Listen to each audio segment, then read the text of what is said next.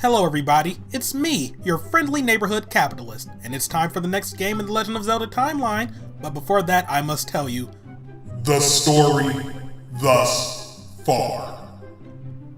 Oh, and by the way, this video contains Ocarina of Time spoilers. You have been warned.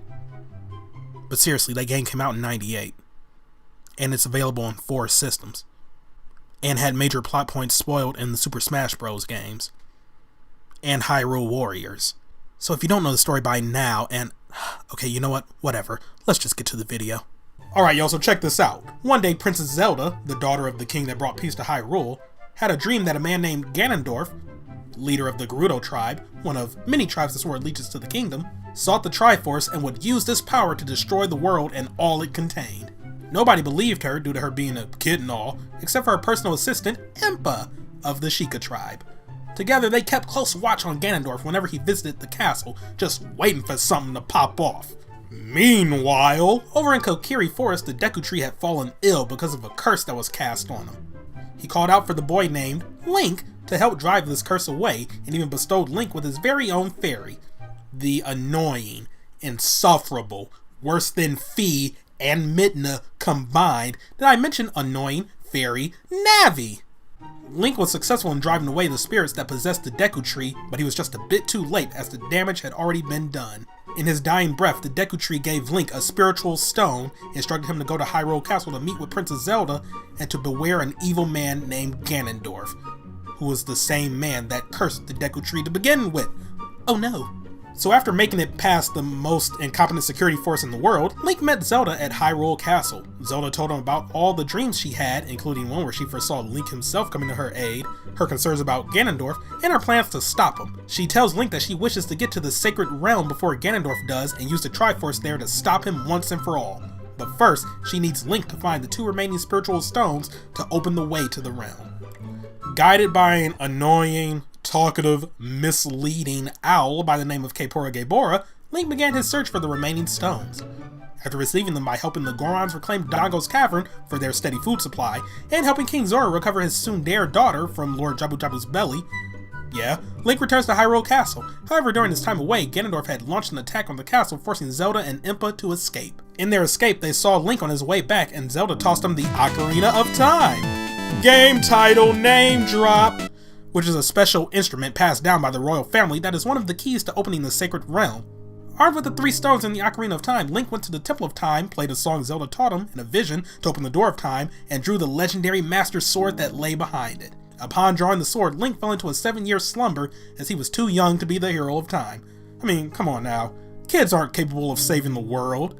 Unless it's Legend of Zelda Minish Cap. Or Legend of Zelda 4 Swords. Anyway, during his slumber, Link was protected in the Sacred Realm by Rauru. Yeah, remember how I told you to keep him in mind? Well, now you see why. Also, this wasn't our first time meeting him. After all, he bears a striking resemblance to a particular owl. Oh yeah, they're one and the same. Amazing, right? Anyway, after Link woke up from his nap, Rauru gave Link the State of the Kingdom address. Apparently Ganondorf had circled back and followed Link into the Temple of Time and found the Triforce. But it was only 1/3 of it, the Triforce of Power, as the other 2 pieces were scattered around. One with Link, the Triforce of Courage, and the last with Zelda, the Triforce of Wisdom.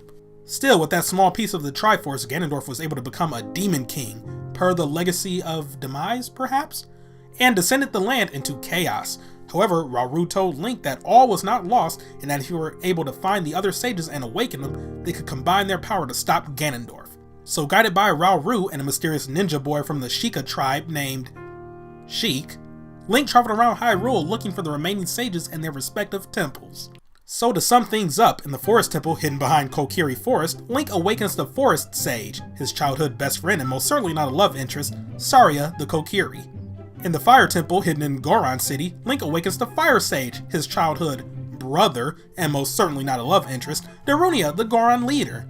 In Hell, the Water Temple, hidden underneath Lake Hylia, Link awakens the Water Sage, his childhood tsundere/forceful fiancé, and most certainly not a love interest, Ruto, the Princess of the Zoras.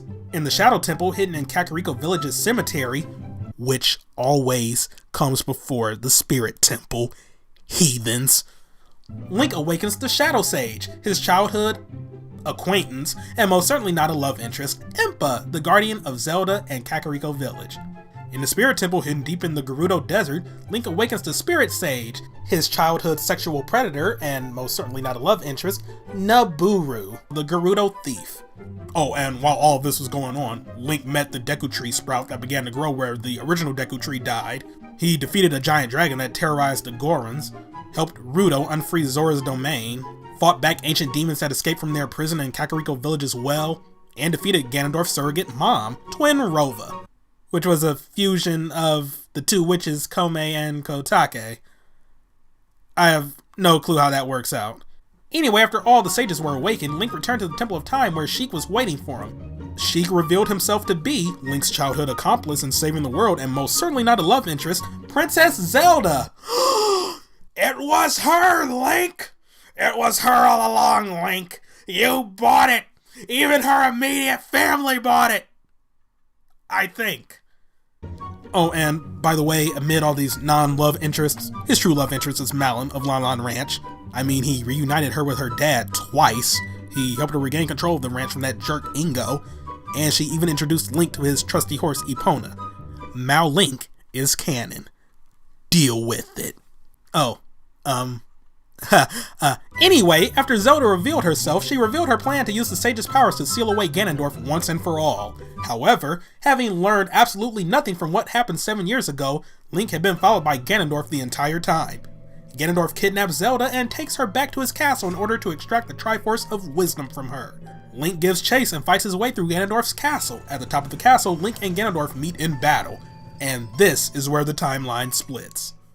The fate of this battle determines which road the timeline takes. If Link dies in this battle, Ganondorf becomes even more powerful as he's able to get the remaining Triforce pieces unhindered and practically conquers the world.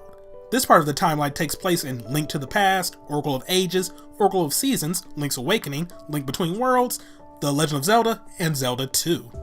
On the flip side, if Link is victorious in the battle, after the events that occur afterwards, he returns to the past where he was able to live his lost 7 years. This part of the timeline takes place in Majora's Mask, Twilight Princess, and Four Swords Adventures. Alternatively, after Link returns to the past, the Hyrule Kingdom in this future era begins to go through the process of rebuilding itself after Ganondorf's reign of terror. This part of the timeline takes place in Wind Waker, Phantom Hourglass, and Spirit Tracks. As for which part gets covered next, well, that's up to you. Depending on when you watch this, either check the straw poll link down in the description below to vote on which branch you want to see covered next, or if you're coming to this video a little later and the branches have already been decided, click the annotation in this video of the branch you want to see next. Whether you're watching this now or a little later, see you next time when we get to the events of Link to the Past. Or Majora's Mask. Or Wind Waker.